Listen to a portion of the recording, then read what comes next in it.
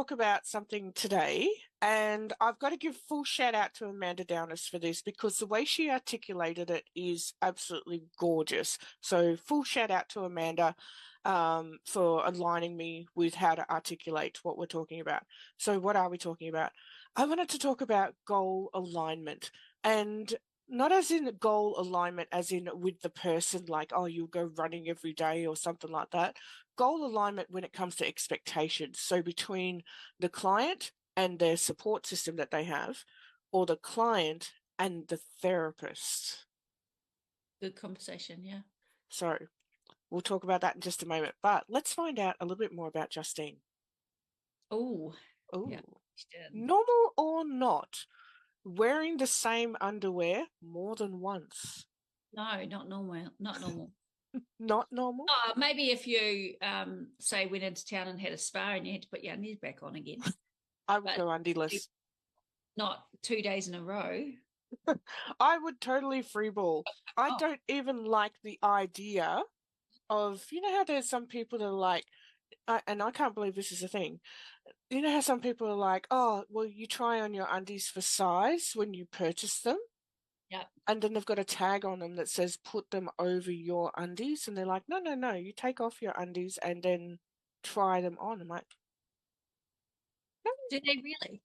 yeah, there's tags on them in Australia saying, please try these on over your normal Yeah, they underwear. get like a plastic thing so that Yeah.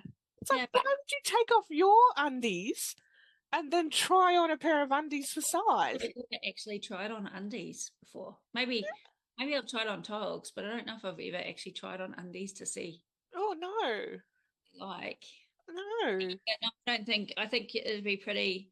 If you're having a hard night out and you end up at some random person's house, which I don't do anymore, or okay, maybe never done. I don't know. Many moons ago. You might have to do that, but I don't think it's the norm. No, no, I don't even do socks. So once the socks are off, that's it. They're off. I might do socks, but I'm pretty lazy right now, so I don't think they get very sweaty or anything. It's I'm doing the thing But today. not the undie thing, not for me. Ew, gross. Even if we went swimming somewhere and I had no undies, I'd be just free balling. Yeah, true. Yeah, They're yeah, not going back on. yeah, yeah. So, yeah. All right, so just so everybody knows, if you ever need a spare pair of undies, Justine's got heaps. But she's bringing them all because she doesn't even use them. No, I don't reuse them. So there's heaps of undies in my drawer. Yeah. Lots and lots and lots. Oh, good. All right. So, like I said, Amanda Down has put this perfectly. We recently did some online stuff together, and she pointed out the fact that many times when it comes to a parent and a child, when the child comes to any kind of hypnosis, many times that you'll find that the goals don't align between the parent and the child, and you have to ensure that the goals do align. And when it comes to like, because the parent is a support system. And when it comes to these goals, it's making sure we understand them separately. So we ask the parent, what is the goal here? So, what is the goal for their expectations for the child coming to hypnosis? But then we need to ask the child, what is their goal? What is it that you actually want? Yeah, Yeah. yeah, And does it align with the parent yeah. as well?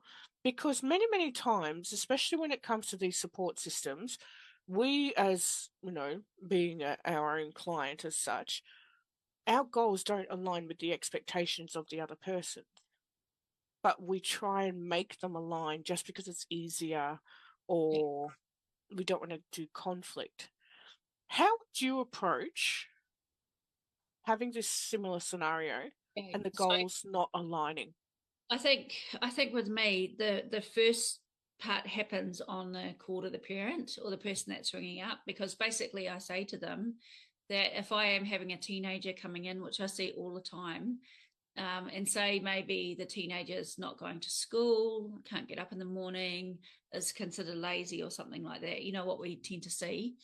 I will say to the parent that at the end of the day, when the teenager comes in, they're my client. So I'll be working with like the first thing I actually ask them is, I know what what I've been told from your parents, or I usually say I don't actually know much about what's going on, but what can I help you with? And I'd say about 7, 8 times out of 10, what the person will come back with is very different to what they've come in for. So, you might have a kid coming in that's not getting up, in the morning and not going to school, and the parents are saying they're lazy and they just don't want to do anything.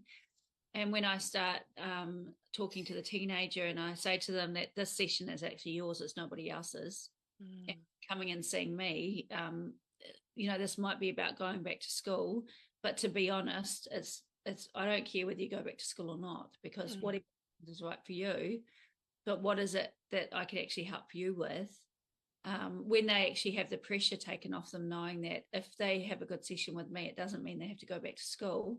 When we've taken their energy away from it, they'll actually say, well, I'm having issues with friends, or I'm actually really struggling because school is really noisy. They'll start telling me what the actual issue is, but it's all around I always just say, what is it that you want? Like, what is it that you want to help with? Because at the end of the day, I'm here working with you, not your parents.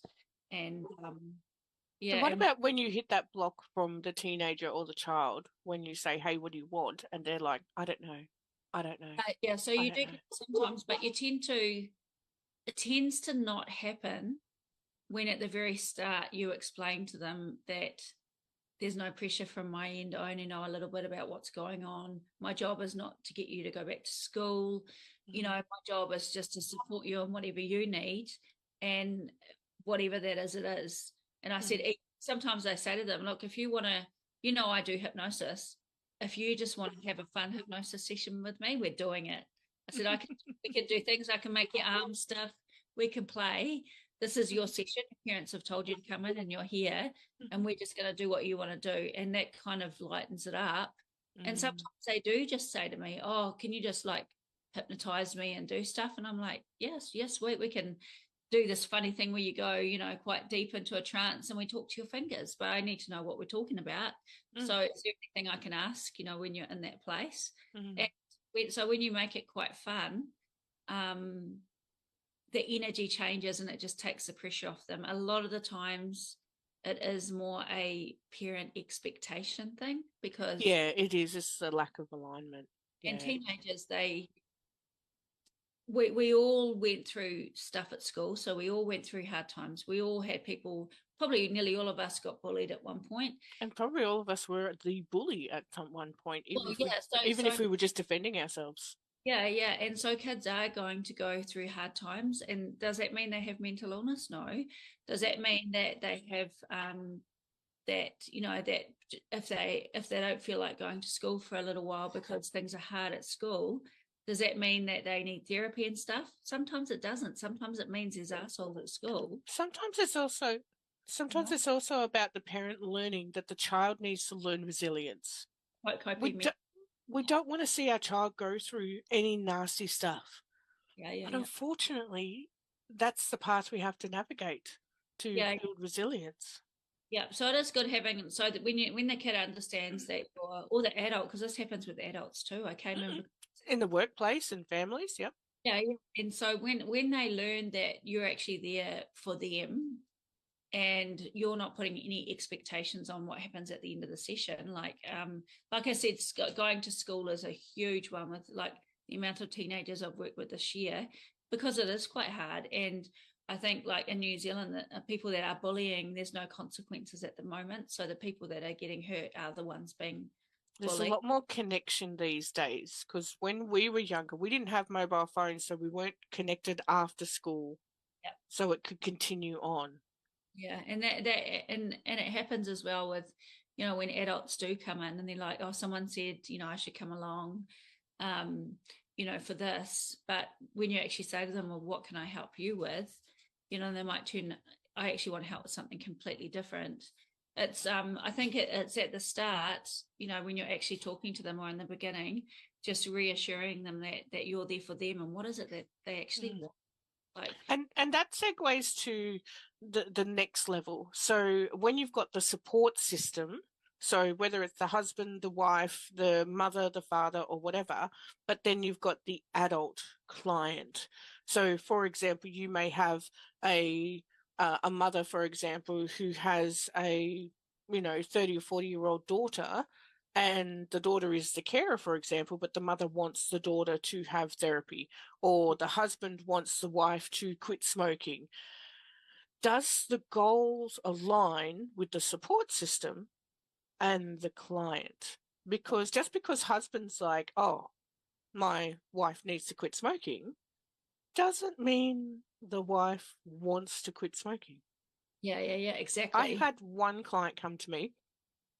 So back then it was $600. This is like 10 years ago now. $600 to quit smoking was a lot of money. Anyway, she put the $600 down in the free consult. I was like, this is fantastic. She's ticked all the boxes. Anyway, came to the session on the day and she didn't show up.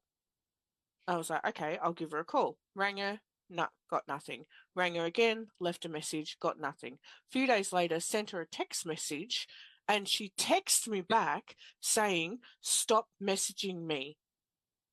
And I wrote back, I'm like, I just wanted to check that you were okay because we had the quit smoking session. She then rang me and she goes, look, I don't want to quit smoking. I just gave you the money to get my husband to shut up about it. Wait.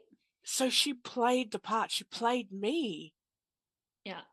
and she just wanted to tell her husband that it didn't work. Yeah. And then years and years later, I was doing a water aerobics class and she was in the water aerobics class and she pulled me aside and she goes, that day I went and got a massage. I was like, You should have told me. like if she had just been honest in that session, then I could have taught her how to make sure that her goals are aligning with the husband, because the more she becomes complacent and deceptive, the more distrust it causes, the more the relationship's going to fall apart. Like, where do you draw the line on you being complacent and tolerant and the goal alignment of others? Yeah. You know, and it's exactly the same when you get someone coming to you where somebody else has a stronghold or Mm. expectation. So how would you address that other expectation person, that support person, because they're not coming to you? So It's just based on what the client's telling you. once again, I don't even if someone else is paying for the session, the client in the room is my client. Mm, And if someone was to ring up and say, hey, I paid for her to go to a session to stop smoking, she's not smoking, I would just straight out say that's, well, I can't talk to you about what happened in the session mm, because my client. And at the end of the day, I think you've kind of nailed it where you said I've worked with women before for weight loss, and they obviously didn't need to lose much weight. Their husbands supported them because they wanted them to be smaller. And I'm not dissing men or women or any relationships or anything, but most of the time in those sessions, what we've worked on, and you only work with what the client brings in each time, mm. but each time it's ended up being working on self-esteem, confidence to be able to be happy in their own skin, how to the amount of times people have ended relationships after having hypnotherapy is out the freaking gate. Yes, I do a love languages workshop, and It's like sometimes. it's one of those things that do happen when you start working on yourself. But Mm, a lot of the sessions can actually be around self-worth, self-esteem, feeling good within themselves, actually being happy the way they are. Like some people say, I don't actually have a problem. Like I'm only 10 kilos overweight. I'm happy. I eat what I want. I See, don't. I'm the same. I'm a very big girl. And for years and years and years, I had an issue with my weight. I did the whole like, I have to diet, count calories, do the fitness, blah, blah, blah. And then during COVID, I began to realize that I actually love being me. Yeah. And there are no thoughts in my head. I don't wake up in the morning going, oh, I'm so fat or anything like that. I'm not putting on my clothes and going, oh, I'm so uncomfortable in my skin. I'm so fat. Like, I'm literally just Trish doing Trish thing. And, I don't think I like to, like, I'm not going to sit there and eat a whole cake. But if I want a piece of cake, I'll go, I'll have a piece of cake. Or if I'm not feeling well, I'm like, I'm not going to have a piece of cake. I'll eat an apple. That's a Is it good a example, yeah, of Yeah, is it a problem for me? No. Is it a problem for my health? Most likely. yeah, But at the end of the day, enjoy life and live it, which then leads us to goal alignment between client and therapist. Because this is a big one. Because as many times your client might come in and their goals don't align with what you believe are healthy. yeah. And for me, it's like the the biggest thing about being a hypnotherapist is you have to be fluid. When I mean fluid, Mm, not like in any dodgy way, fluid meaning you have to be bendable, movable, you have mm. to be living in the perceptional reality of the client, and you have to go with what the client wants, and you put everything aside because yeah, the goals change. Goals for like the client changes every week. So a They client do. weight loss, but then the next week they've had a really terrible relationship breakup or something, and that goals change, and you need to be fluid to work with what it is Yeah, that. because it's not our goal. Well, it's not our job to say, look, you need to leave that person or you need to discipline that child or anything along those lines. That's not our job. I think what our job is to expand the knowledge on what the client wants. So Yeah, I use a lot of evidence procedure. So I will say something along the lines of, wait a second, just for clarity, you stated this just a moment ago. What does that exactly mean?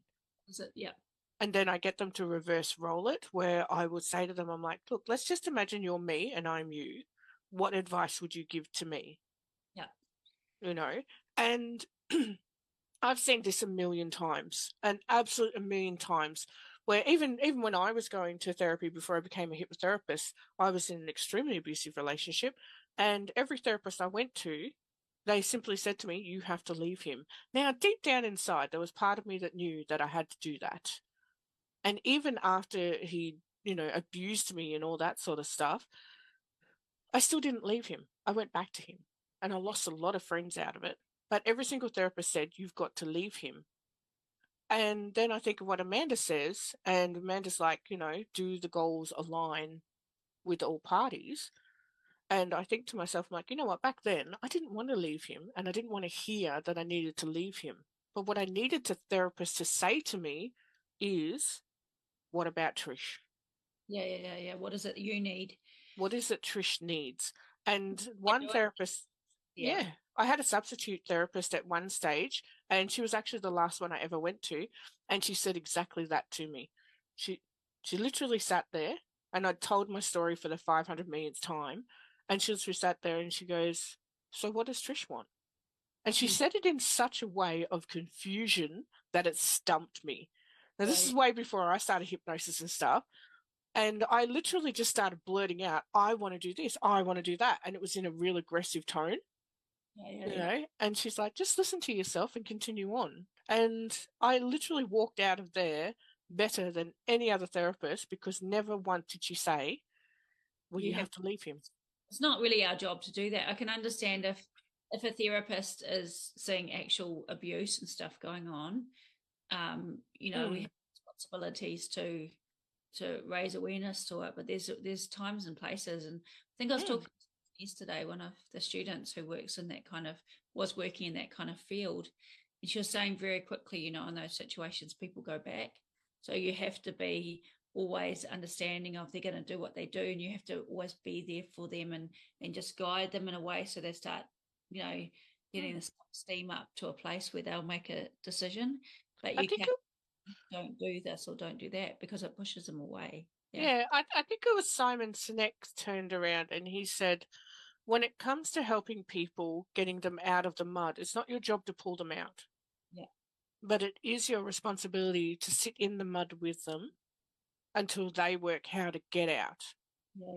Yeah. But you do not sit in the mud long enough where you begin to rot as well. You become the Because mud. it's, yeah, because at some stage you have to go, well, perhaps you want to keep sitting here. We've been here long enough.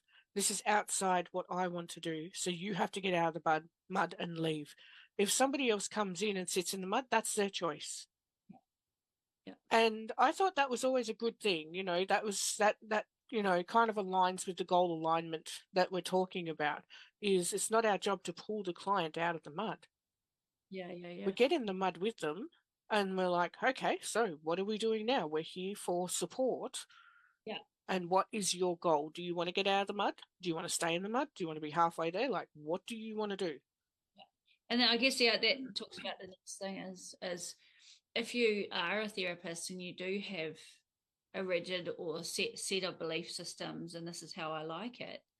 Um, if you are working with a client where there's no alignment there, like I've had people that have come to me before who are, in a couple of relationships at the same time, and one partner doesn't know, or they're married and they're having an affair and they're wanting support. And you go in those situations so often that you kind of don't have any feelings about it anymore. You get numb. There might be people that, as therapists, just don't accept that scenario, and that's when you would actually say, "I'm not the right." There would be a time when, if your goals don't align, or you, as a therapist, you don't feel comfortable with a situation that you're working with, referring on to someone that does is the best thing you'll ever do, because Absolutely. when you start putting your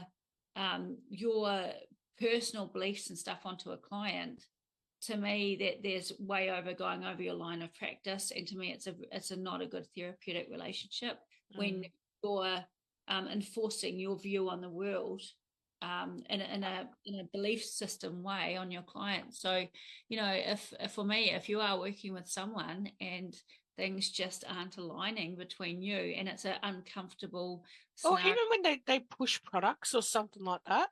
I once went to a psychic to get a tarot reading, and like this is still again before I studied hypnosis. And as I'm sitting there, I waited an hour for her in the waiting room because she was running late with the previous person. And I was like, "That's cool. I don't mind. I've driven for like 30 minutes to get here. I'll wait." Anyway, I get into the room. We do this kind of half shit reading, and she's drinking that Herbalife stuff in the shaker. Yeah. And then as she's looking at the cards, she goes, "Oh, you definitely need to lose weight. How about we get you onto this stuff? It's working magic for me." And I'm like, "Well, number one, you're bigger than me. So two, how long has it been working magic? Because not really feeling it. And does it actually say that in the cards? Does it? So You funny. know?" And that's when I started to stand up for myself a little bit, where I was like, right, can I have a refund? Because I just don't feel like this was a really good reading. That is, but I'm sorry, Trish, that's so funny. Imagine going to a reading and say, the cards say that you must buy this crystal right here. It's like, right here, you have to have this one. What? Like, That's so funny. I wonder how many people actually buy it. Probably quite a lot of people that are not critical thinkers would probably go, Spirit said I have to drink this. And you know what? The hypnosis and that would be magic. It would probably work so well because they're running around saying, Spirit told me to drink this and I'm going to be healthy. So they probably, spiritual weight loss. yeah. But yeah, and it does intrigue me. Like I've been the only time I actually get to a stage of push because my goals don't align with the client is when I get that client that comes in and then I'm saying to them, "So what do you want?" And they're like, "Oh no, you should be able to tell me that." And it's like, I can't read your brain. Like I can't read your mind and pluck out all the information. I actually need you to guide me on what it is that you want. "Oh no, I want you to tell me." And it's like, all right, I'm going to tell you. I'm going to set a task for you between now and when you come back to your next session to go and find a hobby that you love, Yeah. or go and find a group of people you would like to hang out with on a community voluntary basis. Yeah. And it's only when I do that that they're like, "Oh, what?" And it's like, "Well, that's what I want." I said, "I want a better place for this world. I want you to feel happy. I want you to succeed. But how we're going to fill in that space of how you do that, that's completely up to you." Like, I'm not going to say, "Hey, I want you to start hiking every day." And you're like, "I hate hiking." Like, it doesn't Yeah. work. And I guess, Trish, like when you are working with people, like, so say if I've got clients for weight loss, one of the biggest things I say to people is, to just get out and walk slowly and look up at the trees and regulate your nervous system for half an hour. That's And small. people, and those kind of goals are, like I do say to people, it's really good for you. It's good for your nervous system.